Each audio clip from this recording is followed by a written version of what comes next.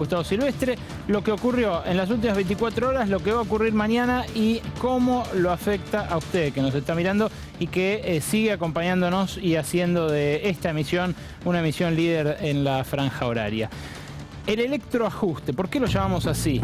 Que así es como nos puede acompañar en redes sociales a partir de este momento. ¿Por qué lo llamamos electroajuste? Porque el aumento de tarifas que presentó hoy el ministro más querido del gabinete, Juanjo Aranguren, no se da en el desierto, no se da en el silencio, en la virginidad de un escenario económico. Se da en un contexto de ajuste generalizado del sector privado y del consumo el año pasado, pero además en un año en el cual el gobierno ya puso en marcha medidas que empiezan a afectar el consumo, un consumo que fue golpeadísimo. La variable más golpeada de 2016 arranca 2017 con nuevos golpes y con el aviso de que las paritarias se tienen que cerrar, según el gobierno, en la mitad de las aspiraciones sindicales.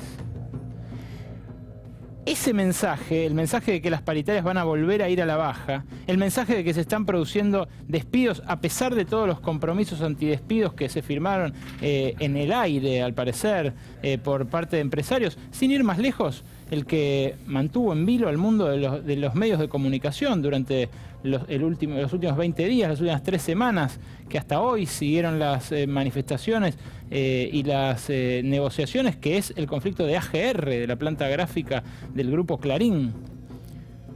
Más de 300 despidos allí por parte de un grupo que está siendo favorecido muy ampliamente frente a su competencia con la distribución de pauta publicitaria oficial, por ejemplo. En ese contexto de señales en contra del consumo, de señales como para que la gente se atemorice, se da un nuevo incremento de tarifas. Un nuevo incremento de tarifas que va del 61 al 148%. Sí, escuchó bien, esas tarifas que el año pasado aumentaron, se triplicaron, cuadruplicaron, este año, en 2 meses, con una gradualidad de 2 meses entre enero y marzo, van a duplicarse en buena parte de los hogares del área metropolitana de Buenos Aires. No solo en los que más consumen, porque Gandini justamente viene a esto, viene a explicarnos qué porcentaje de los hogares van a pagar incrementos del 90%, del 148%.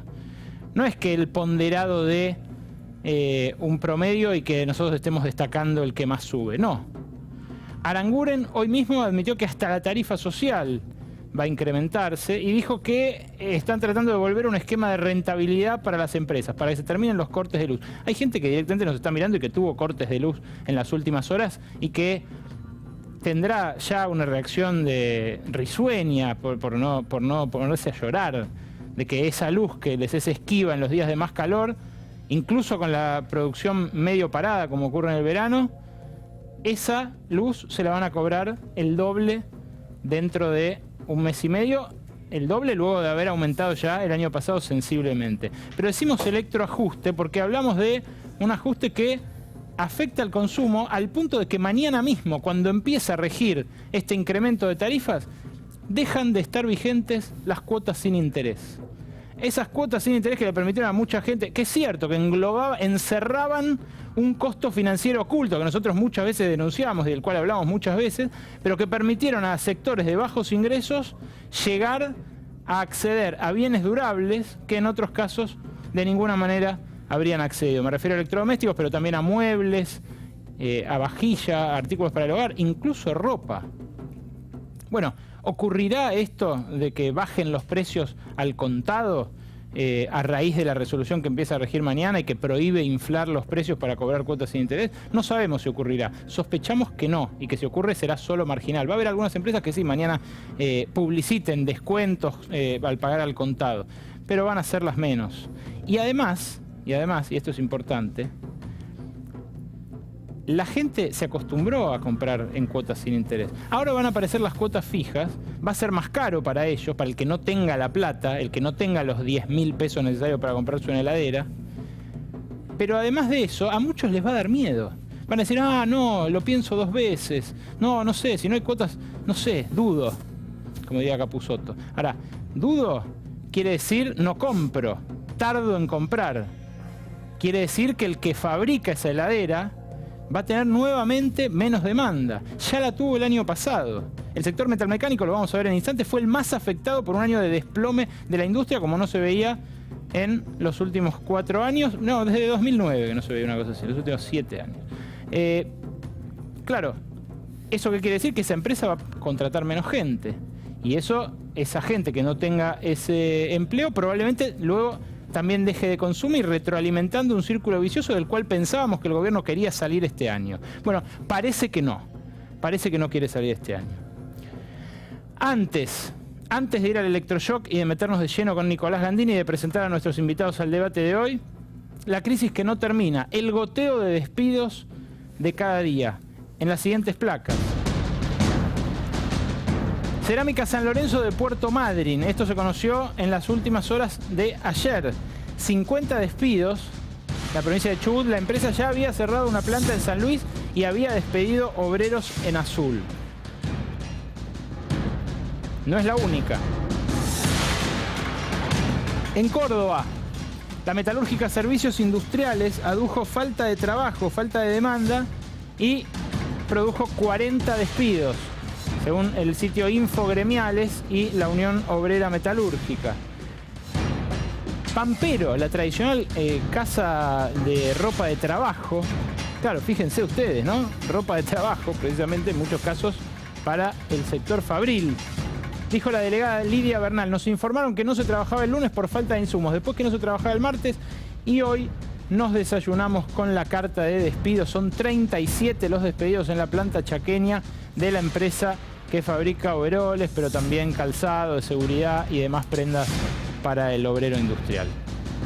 Y la que más ruido generó en las últimas horas, 220 despidos en Sierra Grande, la empresa MCC, esta es una minera de hierro en Río Negro. Solo quedan 40 empleados de mantenimiento, suspenderá su actividad hasta mitad de año. Según Ariel Arcos, delegado, pretende la empresa pagarnos el 50% de la liquidación y el resto en cuotas, algo que no está previsto por la ley de contrato de trabajo, mucho menos por la legislación, el resto de la legislación laboral. Ese es el panorama del empleo. Este gobernador muy poco conocido, Alberto Beretilnec, gobernador rionegrino, a raíz de los despidos en Sierra Grande, escuche bien lo que dijo hoy. ¿Y la paritaria que usted tiene con los docentes? Para nosotros nos vamos a manejar con la expectativa de inflación de este año. Alberto, 17, Alberto, inflación este año. Bueno, ahí está el arte de la negociación. La provincia de Río Negro, el 60% de sus ingresos provienen de la coparticipación nacional. La coparticipación nacional fundamentalmente está atado mucho al consumo, ¿no? Si yo preveo que para este año la inflación va a estar del 17%, que significa que mis ingresos van a crecer un 17%, con suerte. Por lo tanto, no puedo dar incrementos salariales por arriba de lo que van a crecer mis ingresos porque no tendría cómo pagarlo. Entonces, usted me puede decir, y eso no le alcanza a los trabajadores, es probable. Usted me puede decir, no, y sí, pero los trabajadores se merecen más, es probable que se merezcan más, o casi seguro. Lo que pasa es que yo tengo que ser realista. Alberto. Yo vuelco y fundo la provincia, y creo que el mal menor es a veces resignar un poquitito de salarios y no cobrarlos nunca los salarios. Bueno, ahí está el arte de la negociación. Creo que el mal menor es a veces resignar un poquitito de salarios y no cobrarlos nunca los salarios. Sí, lo escucho bien. Esa es la tranquilidad que tienen los trabajadores estatales de Río Negro. Es preferible resignar parte del sueldo que no cobrarlo nunca. Alberto Beretilnec, este hombre que el azar del destino, o más bien la bala que mató a Carlos Soria, el gobernador de Río Negro que había sido votado por esa provincia, lo colocó en la silla de gobernador. Para el gran público nacional no es muy conocido, pero dijo esto que piensan muchos gobernadores, pero también que esbozan algunos empresarios a la hora de sentarse a negociar. ¿Es esto o nada? Es, como dijo Alfonso Pratgay antes de que lo eyectaran, hora de elegir entre empleo y salarios. El viejo cuco que hace retroceder a cualquier trabajador en contextos de recesión y que según estos sectores que esbozan estas amenazas, los envalentona en momentos de pleno empleo. Fíjense lo que pasó en Brasil, por ejemplo, que duplicó su desempleo de 6 a 12% en menos de 2 años. Fíjense si en Brasil alguien hace una movilización para pedir aumentos de sueldo, para pedir que no se recorten derechos. Duplicó su desempleo, más o menos 300 despidos por hora en Brasil en los últimos 2 años. ¿Ese es el espejo en el que nos queremos mirar? Yo por lo menos no. Ese es un clásico además, Berco. Buenas noches, ¿Qué Mariano tal? Buenas Jaramillo. noches. Es un clásico del disciplinamiento, algo que venimos hablando acá en este programa desde hace 7, 8, 9 meses. O sea, desde el gobierno y desde algunos grupos empresarios se busca disciplinar a la gente para que no reclamen paritarias lo que le corresponde, lo que mínimamente merece, a partir de la desocupación, los despidos y la suspensión. El INDEC dio cuenta hoy de la caída de la industria durante el año 2016 y los números son los siguientes. 2,3% en diciembre, 4,6% en 2016 y los sectores que más cayeron fueron los que van a ver ahora. Los sectores más castigados por la recesión en la industria. Industrias metálicas básicas, lo decíamos hace un rato, el tabaco, la automotriz, ahí sí el impacto muy fuerte de la caída del mercado brasileño, la industria de edición e impresión, minerales no metálicos. Fíjense ustedes, minerales no metálicos, a pesar de las rebajas de retenciones a la minería. Lo vinculado a esa actividad primaria, que es la de minerales no metálicos, cae el 6,2%. Metalmecánica, excluida la automotriz, cae 5,9%. Textil y refinación del petróleo cierran con caídas superiores al 4% también. Ahora sí vamos a ir a lo eléctrico. Primero quiero presentar a José Urtubey, él es vocal directivo de la UIA. Buenas noches. ¿Cómo estás, Ale? ¿Cómo están? Bien, buenas noches. Vamos a hablar ahora un ratito de lo que va a pagar la industria de electricidad. Pero tenemos también a Mario Cafiero, que viene a hablarnos de otro tema que vamos a introducir luego, que es ni más ni menos que el señor 5.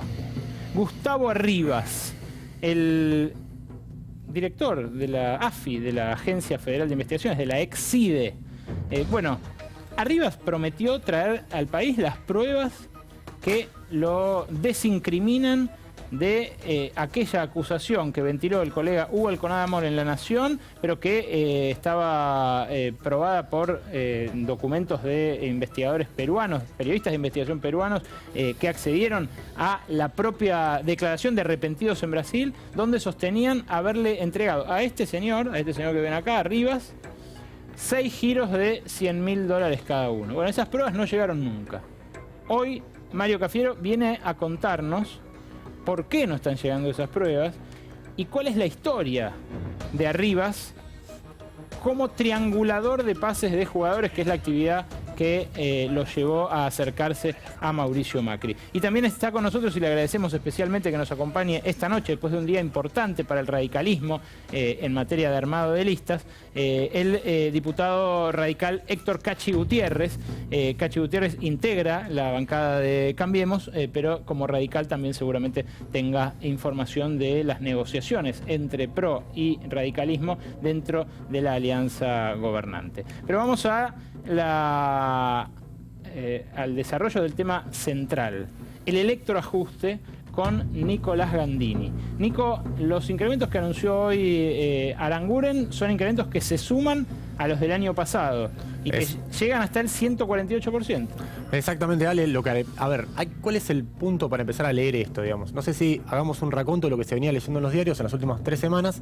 La mayoría de los diarios anunciaba un aumento del 40%, ¿te acordás? O sea, es lo que se hablaba, se decía un 35, 40%. Hoy se llevó a la conferencia de prensa, la sorpresa fue bastante mayúscula, porque el aumento va del 60% al 148% para el usuario residencial. Y vos decís, me decían bastante funcionarios, pero espera, el 148% es solamente para el 5% de los hogares que más consume. Ok, hasta ahí eso es cierto, pero también es cierto que para los usuarios medios, el usuario tipo de la capital federal y de Gran Buenos Aires, el aumento llega al 80%. Mostranos, por favor, el consumo, porque la gente debe estar factura en mano. Ya no es como el año pasado. Quiero avisarle que ahora vamos a ver el contexto en el que se da esto, pero quiero avisarle algo, si hay alguien ahí, si hay alguien pensando la macroeconomía de este país dentro de los 14.000 ministerios de economía, secretarías de economía que tenemos, en realidad, avisarles que ya no es como el año pasado. No es que estamos pagando por la luz lo que vale un café con leche con medialunas y que eso es absurdo y que la gente ni le da importancia si es 300, 1200 o 1500%. La luz ya duele hoy en el presupuesto familiar. Sobre eso es el 80%, ¿o no, Nico? Sobre eso es el 80%, y para los usuarios también hay que acostumbrarse, no es muy sencillo leer una factura eléctrica, si querés lo hacemos otro día. De hecho, el gobierno había dicho, vamos a simplificar un poco lo que es la factura, hacer facturas inteligentes para que sea más fácil leerlas. No lo hizo. No lo hizo, pero si vos vas al margen superior izquierdo de una factura, arriba a la izquierda, ahí te aparece una serie de barritas donde marcan el consumo. Ese consumo es central para que vos te ubiques en una categoría. Si vos consumís, por ejemplo, entre 350 y 300 kilovatios... Nico, mostranos, ahora vamos a las placas del contexto. Mostranos las placas de Gandini, si las tenemos ya. Si las tenemos, así ven, la gente puede ubicarse. Factura en mano, esos consumos, categoría por categoría. Fíjate, esto es el nuevo aumento entre 60 y 148%. El 60% es para los hogares de menor consumo, es la placa siguiente. Estos son hogares de entre 0 y 150 kilovatios. Si vos estás en tu casa, agarrá la factura, arriba a la izquierda, dice concretamente cuánto consumiste. En enero pagabas 131 pesos, ahora te vas a 211 pesos. Esto es por mes y en promedio de la categoría. El aumento es 60%. Perfecto. Hogares, consumo medio, esto es entre 150 y 300 kilovatios hora por mes. De vuelta, acostumbrémonos a mirar la factura. En enero pagabas 237 pesos por mes, ahora vas a pagar 420 pesos por mes, es decir, 800 y pico de pesos, 840 pesos en el bimestre. El aumento es el 77%. Esto es lo que se decía, Ale, que iba a ser cercano al 40%. Por eso la sorpresa de los periodistas hoy que fuimos a cubrir la conferencia. Es el doble. Es casi el doble. Esto es hogares de consumos altos. Esto es entre 300 y 600 kilovatios. Vos pagás 618 pesos y vas a pagar cerca de 1.200, 1.175. Y acá ya el aumento es 90%, pero casi el doble de lo que pagabas. Permíteme hasta detenerte ahora. acá, Nico. Sí. Este 90%, ese aumento que tuvo que va a tener quien tenga ese consumo alto supuestamente, que están viendo en pantalla, es uno de cada 4 hogares. Es uno de cada 4 hogares, exactamente. O sea, no es consumo alto, quiere decir que usted tiene 3 freezer, que tiene una heladera con show, para que un comercio oculto. No.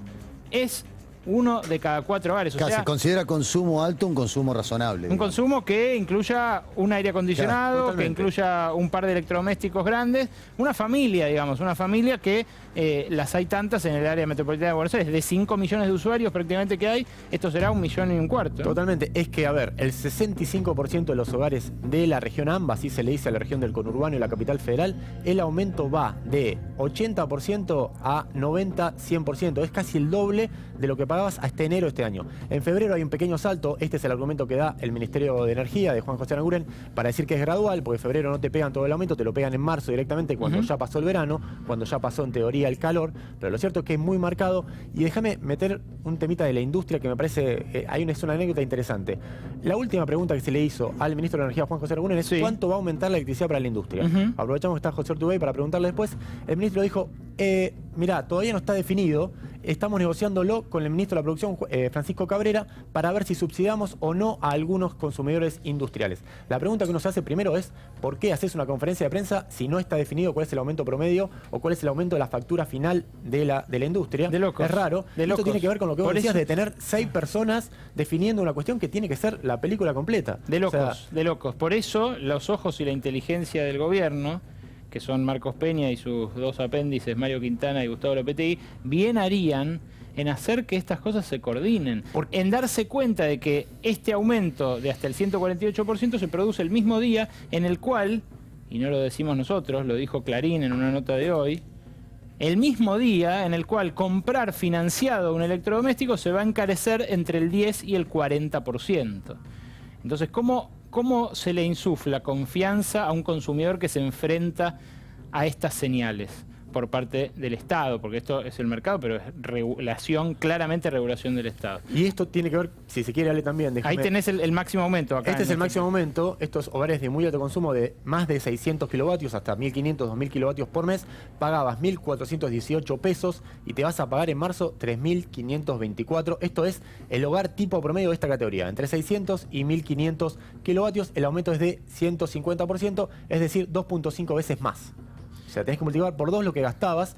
A ver, hay una serie de bonificaciones. Si vos ahorrás entre un 10 y un 20%, vas a tener un descuento. A ver, si vos ahorrás un 10%, vas a tener que irte a comparar contra lo que consumiste en 2015. Ese es el año base que fijó el gobierno. Dejá de lado la factura de 2016. Lo que dijo el gobierno es que, como se judicializó tanto el aumento tarifario del año pasado, se fue a 2015, que fue el último año de consumo donde no se judicializó el aumento de tarifas, y se compara. Si vos ahorrás un 10%, no está del todo claro, ¿vale? Es un número muy fino, pero el descuento va a ser del 15% de la factura final. Es una cosa así para que la gente lo entienda. Sí, sí, y sí. si vos ahorrás un 20%, el descuento puede ser de un 30%. Claro, no es que se anulan los aumentos del último año, ni mucho menos. Ni mucho menos. Ahora seguimos, Nico. Está también con nosotros Javier Gentilini, a quien saludamos y ahora en un rato vamos a introducir en el debate. Hola, ¿qué tal? Buenas Legislador porteño. Javier, bienvenido. José, en 3 palabras, ¿esto va a seguir haciendo que las pymes echen gente? A ver, contextualicemos la situación. Vos recién decías, 2016 tuvimos una caída de casi un 5% en actividad industrial, creo que es la mayor caída de los últimos 10 años, por un lado.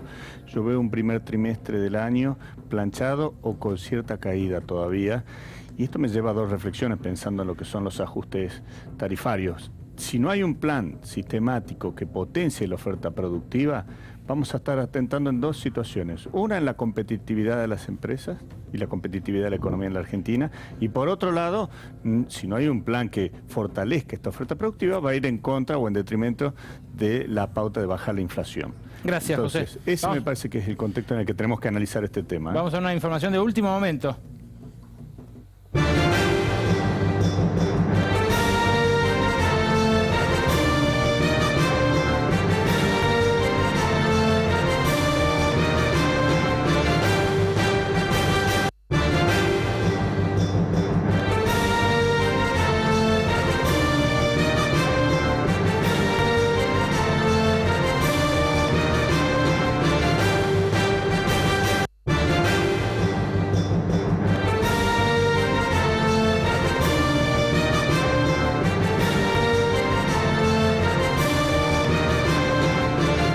Información que tiene que ver con el ámbito judicial y que afecta al mundo gremial y a miles de trabajadores.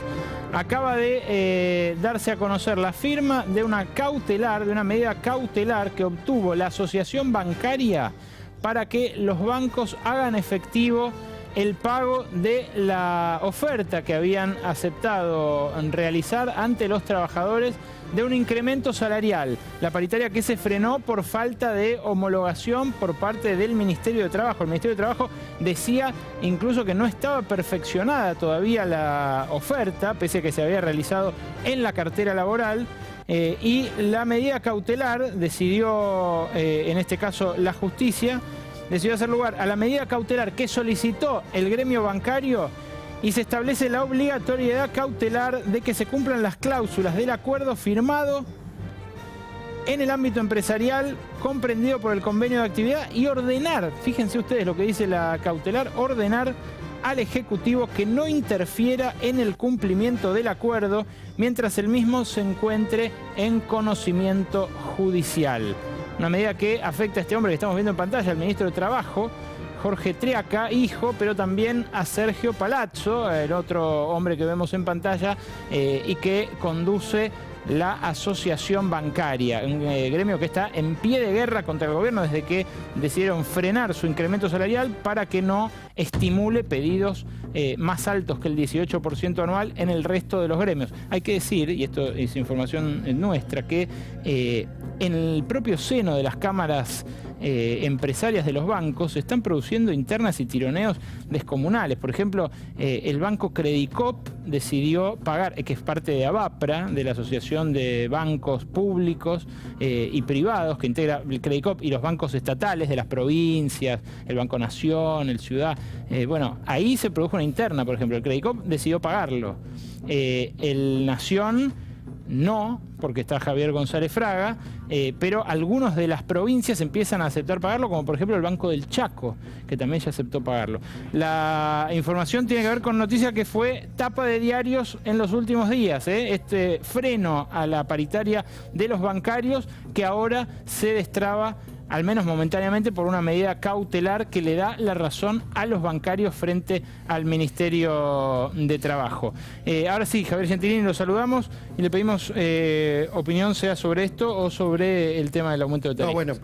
Buenas noches. Para empezar, esto es una feliz noticia, que desde el Poder Judicial se restablezca, digamos, una situación que tiene total legitimidad sobre la base de un acuerdo entre las partes que negociaron, digamos, para arribar al mismo.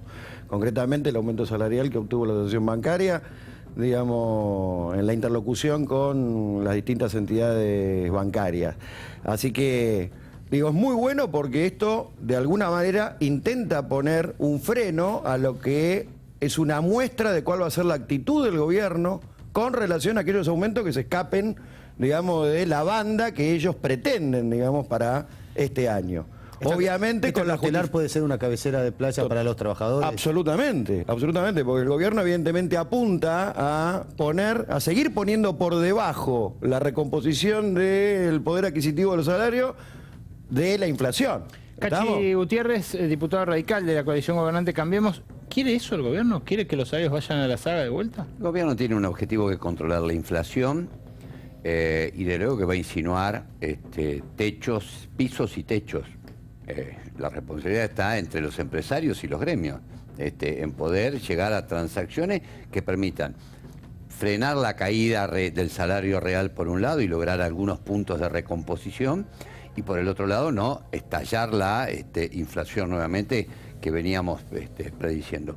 Pero es un tema donde el gobierno tiene un papel secundario. Bueno, diputado, de hecho, la justicia en este caso acaba de... Que en este caso no fue así, porque en este caso el gobierno no homologó el acuerdo que habían conseguido pero la empresarios. justicia, bueno, pero esta es una buena noticia. Claro. La justicia acomodó una situación en donde el Estado tiene que replegarse y cumplir con las instrucciones que le ha dado seguramente el juez. Y tampoco no se trataba de un aumento exorbitante, ¿no?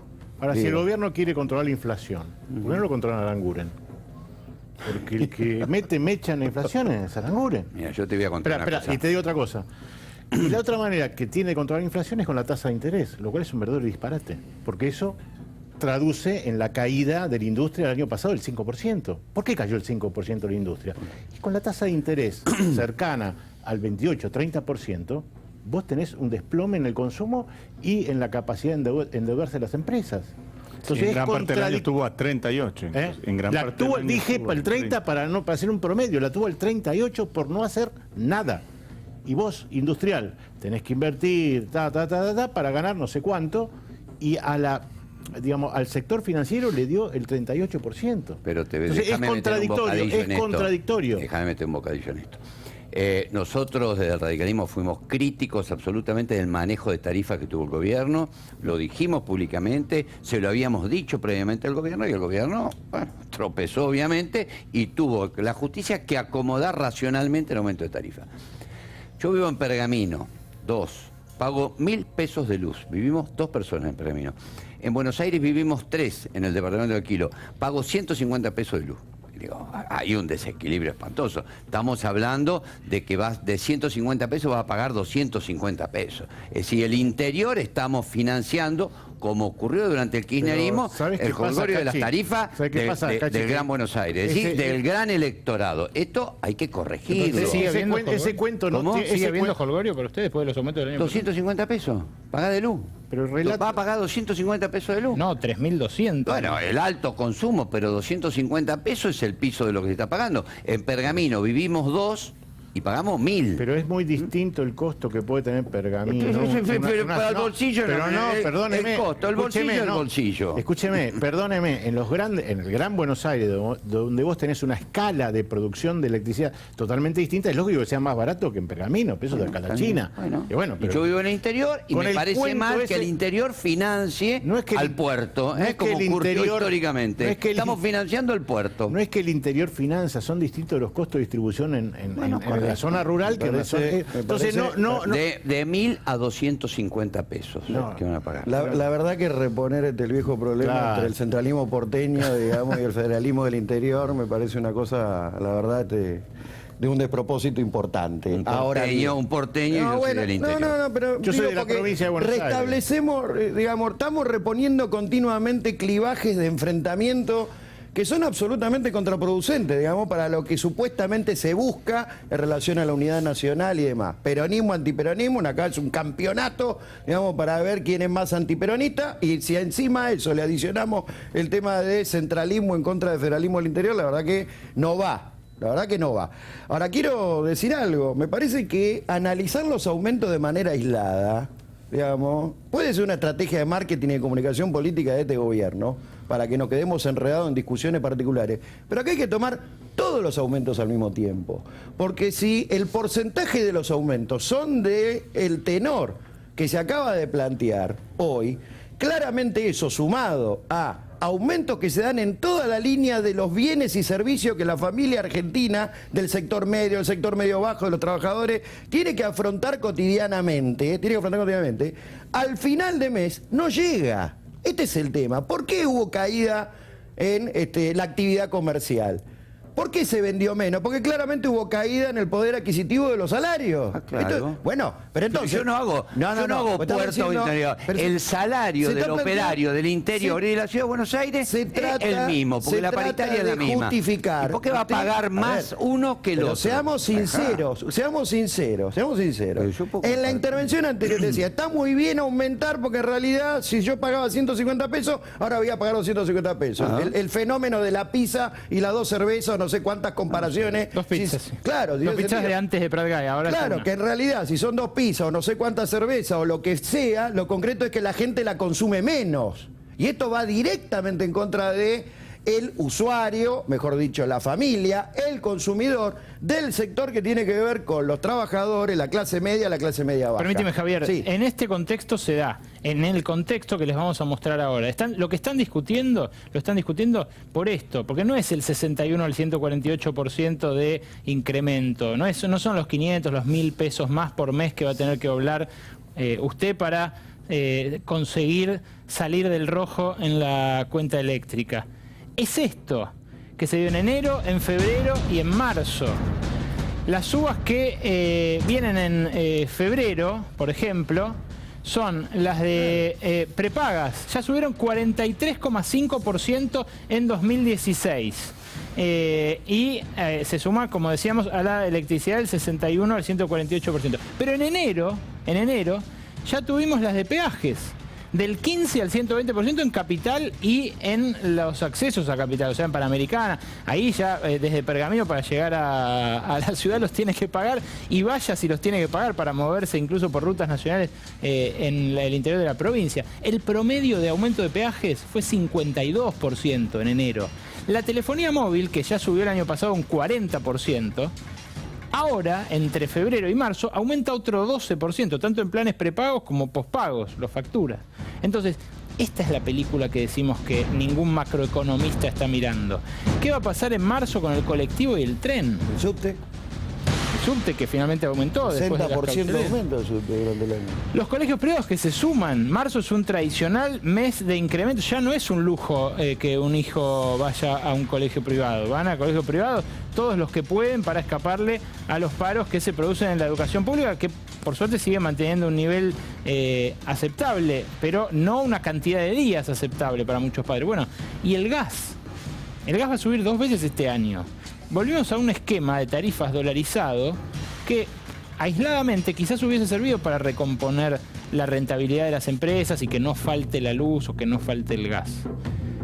Pero en este contexto, me parece, Cachi, no sé usted qué considerará, sobre todo de lo que ayer habló el radicalismo, porque me parece que el radicalismo habló de candidaturas, pero tiene que haber hablado algo también de la marcha de la economía, porque estaba el ministro Dujovne, estaba el ministro Caputo. ¿Qué le contaron a usted sus correligionarios? No, fue una reunión, una de las primeras reuniones que se hace de partido a partido con funcionarios del gobierno, como en el caso de Economía, donde se hizo un balance del primer año de gestión, donde el radicalismo expuso sus críticas. Nosotros decimos que somos una coalición parlamentaria, pero no una coalición de gobierno. Hay radicales en este gobierno, pero no hay un partido que participe de las decisiones, y por eso nos sentimos en la libertad de criticar las cuestiones que no... ¿Pero no ganó Cambiemos la elección? No Cambiemos. ¿Y no eran efectivamente. socios? ¿No son Socios ustedes? electorales y después coalición se parlamentaria. ¿Y después se desvinculan de la marcha del gobierno? No, nunca nos vinculamos No al tiene nada gobierno. que Y ver. apoyamos lo que tenemos que apoyar y criticamos lo que tenemos que criticar. Y esto No que forman está parte mal, de la coalición gobernante. Usted No dice que no integramos forman el parte go- de la coalición gobernante. A ver, te lo voy a contestar de nuevo. Y salvo que vos sepas más que yo. Nosotros No, es lo que no, uno ve. el radicalismo no participa de las decisiones fundamentales de este gobierno. Eso es otro tema. Que ¿Cómo lo es tengan de otro tema? convidado, que lo tengan de convidado de piedra al radicalismo no quiere Es decir que el otro radicalismo tema, no es forme otro parte de la tema. coalición gobernante. Le voy a explicar la pregunta. ¿Cómo no? Perdón. Si me permite. ¿De Aranguren, por ejemplo, tienen esas críticas? Claro que sí, no te vuelvo a decir, nosotros criticamos lo que fue la oferta tarifaria del gobierno inicialmente, criticamos el no haber cumplido con las convocatorias que debía hacerse y que la ley imponía que debía hacerse, las consultas que deben hacerse. Y afortunadamente celebramos que la justicia le haya puesto algún término medio a lo que fue el ajuste tarifario del año Bien, pasado. José Urtubey. No, yo digo que para contextualizar, para seguir la conversación, tenemos que entender qué es lo que va a pasar con la política tributaria, tenemos que entender qué es lo que va a pasar con la política financiera, qué es lo que va a pasar con la política de administración de comercio, porque si no vamos a ver ajustes de tarifas o de cuadros tarifarios sin ver cómo vamos a empezar a potenciar nuestro desarrollo, nuestra oferta ¿Pero ve que el productiva. gobierno tiene una política en el sentido que usted plantea o no? Bueno, por eso creo que el desafío, vuelvo al punto, habiendo pasado una caída en 2016 casi del 5% y donde yo veo un primer trimestre casi planchado o una leve baja, si no nos sentamos realmente a armar un sistema integrado de análisis de todas las variables macroeconómicas, y vamos a tener el problema de que vamos a seguir con niveles de inflación y por otro lado con caída del consumo interno de la actividad doméstica, que es en definitiva lo que hoy todos los países del mundo están claramente protegiendo o cuidando. Está claro que había abusos por parte de los bancos y de algunas cadenas comerciales en inflar costos para vender cuotas sin interés. Ahora, la resolución que empieza a regir mañana, ¿cómo va a afectar a la industria? Bueno, por eso digo, vuelvo al punto, no creo que acá tenemos que trabajar en seguir dándole dinamismo al consumo interno, no ir en detrimento. ¿Esto va en detrimento? Y seguramente porque el tema de las cuotas es algo que beneficiaba, por supuesto, Bueno, de hecho también habían al pasado consumidor. de 12 a 18 el gobierno. Exacto. Inicialmente Como había pasado de 12 había a 18. pasado de 12. Creo que tenemos que trabajar en esa línea, en buscar cómo potenciar la actividad económica en términos internos. Bien, también la caída de la industria vino acompañada de la confirmación de que cayó la construcción. Pero en la industria es donde más pesa el costo de la energía. Y Nico Bandini nos contaba hace un ratito cómo a algunas industrias les va a resultar un incremento adicional a uno muy alto del año pasado. Y también, antes del programa, me comentaba otra cosa, Nico, sobre la que te quiero preguntar. En los municipios donde hubo amparos, estos amparos que frenaron aumentos de gas, pero también de luz, a veces de las dos cosas, ¿pueden llegar a darse todo de golpe, como un baldazo de aumento, Sí. todo junto ahora? Es una buena pregunta, está en el aire, digamos. A ver, ¿qué pasa en La Matanza? Vos tuviste un juez de primera instancia donde el año pasado te frenó el aumento. La Matanza es el partido más populoso del conurbano, y vos tuviste un juez de primera instancia que te frenó el aumento de las tarifas de Edenor. El aumento estuvo frenado durante un tiempo, con lo cual ese hogar, esa familia que vive en La Matanza, por ahí no percibió el aumento que se implementó el 1 de febrero de 2016. Estuvo parado durante el invierno, que es cuando hace más frío, se usan los equipos de calefaccionamiento y el aumento se sintió tanto. Ahora, le implementás un aumento a partir del 1 de febrero y lo que te están diciendo las distribuidoras es que en ese tipo de partidos, La Matanza, San Martín y demás, por ahí tenés en la práctica un doble aumento. Con lo cual es ahí donde tenés que estar mirando muy fino. Eso por un lado en lo que tiene que ver con las familias. Ahora, industrias o comercios. ¿Qué te va a hacer un supermercadista que ahora, en marzo, vos le aumentaste un 60% el costo de la electricidad? ¿Cuánto se lo había aumentado? Y trasladarlo. Entonces, esperá, ¿qué haría yo gobierno? Vos Pero decís, no, espera, pará. ¿cuánto se lo habías aumentado el año pasado? Se lo habías aumentado un 300, 400%, hasta un 500% el año pasado. Y ahora le metes 60 Y ahora más le metés a un eso. 50, un 60%, el número no está fino. ¿Y por qué no está fino?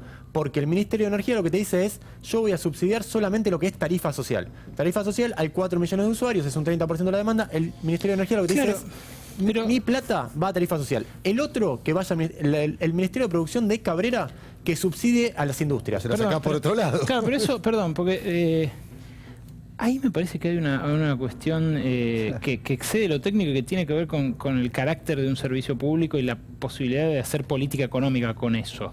Porque cuando se privatizaron las empresas, no es que los gobiernos que privatizaron empresas se resignaron a que no iban a influir más en la determinación de los precios esenciales de la economía como los de la energía. Se guardaron la posibilidad de regular. Incluso los gobiernos más privatistas se guardaron la posibilidad de regular.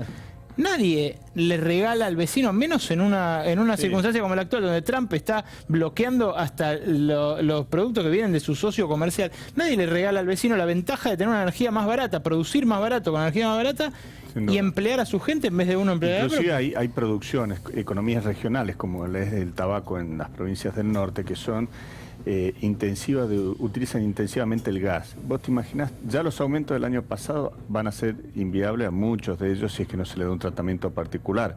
Ahora, si se incrementan sin tener un plan sistémico, que lo que hablábamos, que vuelque al desarrollo, que vuelque a producir en forma diferencial estas variables económicas, y vamos a tener un problema, sin duda. Porque, ¿a qué me refiero? A que los países tratan de desarrollar energía nuclear, hidroeléctrica, distintas fuentes para producir.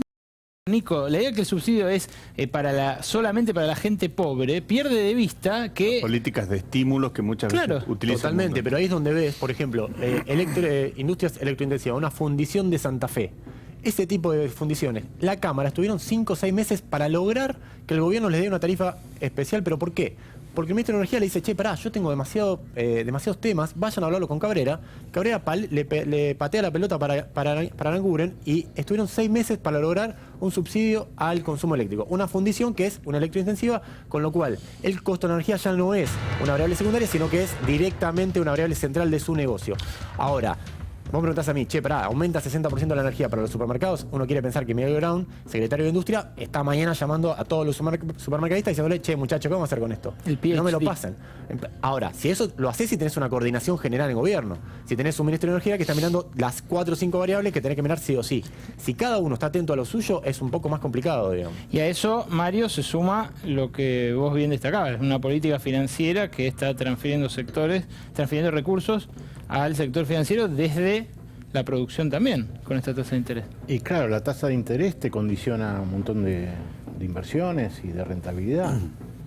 El Banco Central tiene una política dogmática, extremista, talibán, diría yo. Este Sturzenegger dice, bueno, mi prioridad es bajar la inflación y te subo la tasa.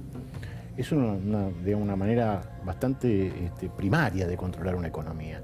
Había 20 maneras distintas de controlar la inflación. Pero, digamos, eso le cuesta al país un déficit enorme, que no está en el presupuesto. Vos mirás el presupuesto nacional y no dice cuánto gasta el Banco Central. ¿Sabés cuánto gastó el Banco Central en esta hora de programa? Buen cálculo, a ver. En esta hora de programa y debe haber gastado 25 millones de pesos. En intereses de las LEVAC. En intereses para manejar las LEVAC. Eso se llama... ¿Cuántas industrias podríamos financiar con 25 millones de pesos por hora? Sí, bueno, sí, claramente es lo que digo. O vamos por el lado de la producción o va por el lado de las políticas que favorezcan a los financieros. Incluso así, ¿van a frenar la inflación? Claro, no la van a frenar porque ese es el tema. Claro, hay un torniquete de tasa de interés altísima, aspiradora de pesos del mercado que hacen que la gente no tenga más dinero en la calle, pero además después la inflación sube porque aumentan las tarifas, porque aumenta el dólar. Y además si no hay unas medidas que vayan a potenciar la oferta productiva, no va a haber un verdadero control de la inflación. Tenés que ir a controlar la inflación, como dice Mario, desde lo positivo, no desde lo negativo, buscando subir las tasas de referencia. ¿Y qué sería, por ejemplo? Vamos a lo tributario. Para buscar nuevas inversiones, cosa que hasta ahora no hemos visto que hayan llegado nuevas inversiones. En lo tributario puedes buscar una amortización acelerada de esas inversiones, podés empezar a buscar quitar efectos de impuestos distorsivos como es el impuesto al cheque, podés empezar a sacar el ajuste en los balances, el ajuste por inflación en los balances, cosa que es una deuda pendiente hace 10 años. Tenés muchas maneras desde políticas tributarias que te posicionan, desde lo financiero, desde ya buscar tasas diferenciales para los proyectos. Bueno, eso para el Banco Central es curro. Las tasas preferenciales de financiamiento para algunas industrias, para el Banco Central, para el vértice del Banco Central. No es lo que lo mira así el mundo. El mundo, cuando quiere incentivar de determinadas cadenas de valor, trabaja con esas variables económicas. Ahora vamos a seguir con temas de industria, pero no nos queremos ir a la pausa sin antes hablar de este señor, de Gustavo Arribas, el hombre que aparece en denuncias no de C5N, no de Horacio Berbisky, no de Cristina Kirchner, en denuncias del diario La Nación, muy documentadas, basadas por un lado en material de un consorcio de periodistas de investigación peruano, y por otra parte en delaciones que hicieron arrepentidos en Brasil del escándalo Odebrecht. El escándalo Odebrecht, que involucra a la empresa más importante, la contratista, constructora más importante de Brasil, pero que además es la empresa más importante de Brasil, detrás de Petrobras, a la cual llevó al colapso, entre otras cosas. Esta empresa aparece vinculada a un cambista que, capturado y arrepentido, declaró a la justicia brasileña haberle hecho 6 giros de $100.000 a Gustavo Arribas antes de que fuera funcionario, cuando se dedicaba a triangular jugadores, pases de jugadores para que pagaran menos impuestos en los pases a Europa vía un ignoto club uruguayo. Mario Cafiero, ¿por qué Mario Cafiero se dedicó a investigar esto y a investigar al personaje también, a Gustavo Arribas? ¿Por qué no aparecen las pruebas que arriba dicen, el jefe de la CIDE, de la AFI, dice que lo desincriminan de este asunto? Bueno, la noticia de hoy es que el juez Lijo, que está en turno en el juzgado, dispuso que las medidas que solicitó el fiscal Federico Delgado se lleven adelante. Y esto es muy importante porque Delgado lo que ha visto es que el contexto de la denuncia que hizo Carrió contra Arribas tiene un gobierno raro, ¿no? Tiene un ala que ataca, ¿no? O sea, el radicalismo no está de acuerdo con Aranguren, Carrió no está de acuerdo con Arribas, dice que Magdalani la espía, o sea, realmente es complicado. Es como si tuvieran la oposición dentro de la coalición. Yo creo que no les va a salir. Me parece que esto medio ya se va anarquizando esta situación, ¿no es cierto? Pero en definitiva fue Carrió la que denunció a Arribas. Y Delgado lo que hace es contextualizar la denuncia en ¿quién es este Arribas? O sea, ¿en qué contexto Arribas está denunciado? Bueno, pues dijiste, Arribas es un intermediario de fútbol. ¿Sabes dónde aprendió Arribas a intermediar jugadores? Cuéntenos. Bueno, Arribas era un escribano del grupo SOCMA, y Macri lo lleva a Boca. Y ahí lo pone a manejar la Ceneice, que es un fondo de inversión, supuestamente para privatizar el pase de los jugadores. Y claro, los jugadores que eran buenos se los quedaban los privados, y los jugadores que eran malos se los quedaba el club. Esta es la famosa socialización de las pérdidas y privatización de la ganancia. Como hacían los gerentes de las CFJP con las inversiones que salían bien y las que salían mal. Ahí aprendió esta intermediación que como vos dijiste muy bien, una intermediación no transparente, sino una intermediación a través de clubes de segunda o tercera categoría, por ejemplo el Maldonado de Uruguay, o el Wanderers o el Lucarno de Suiza, donde por una cuestión de evasión impositiva un jugador sale de la Argentina, va a Uruguay y de Uruguay va a Europa. Bueno, a eso se dedicaba Arribas. Y este es el pasado oscuro de Arribas, que ahora el fiscal dice, bueno, vamos a poner esto en contexto. A mí me llamó, tengo muy pocos segundos más para hablar de esto, pero me llamó la atención Canicoba Corral, el juez que está a cargo de la investigación, dijo, no era funcionario en ese momento. Y no todavía, reasume mañana la investigación. Sí, pero en el medio dijo esto oralmente, no a través de un fallo. Sí, ya medio prejuzgando. Sí, un prevaricato, o sea, ¿por qué si no conoces la causa? Pero quiero decir que yo en el año 2005, cuando se dio el pase de Tevez al Corinthians, yo como diputado nacional lo denuncié ante la UIF, porque era un escándalo en Brasil, todo lo que aparecía de la mafia rusa y de cómo un intermediario, en ese momento Arribas, un desconocido, intervenía en la operación. ¿Quién era el fiscal antilavado o el antilavado? El acá era Alicia López. Habría que preguntarle qué hizo con esta denuncia. Yo digo que si se hubiera investigado el pase de Tevez, ni Arribas llegaba a la AFI y no sé si Macri llegaba a la presidencia. Vamos a una brevísima pausa y en instantes seguimos. Tema tarifas, tema cuotas y brevísimas conclusiones del debate político en minuto 1.